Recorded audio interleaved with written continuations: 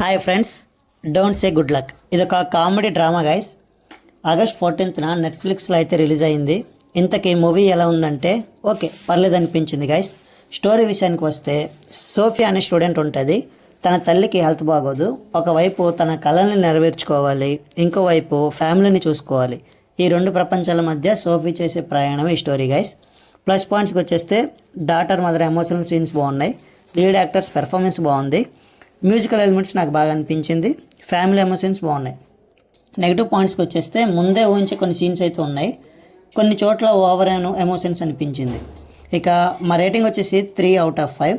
ఫైనల్గా don't say good luck అనేది భారీ ట్విస్ట్ కాకుండా family emotions, music, teenage life, daughter mother bonding నచ్చే వాళ్ళకి బాగా నచ్చుతుంది. ఎమోషనల్ మూవీస్కి ఇష్టపడే వారికి నచ్చొచ్చు. That's it guys. మా రివ్యూ మీకు నచ్చినట్టుగా అయితే please subscribe to our channel.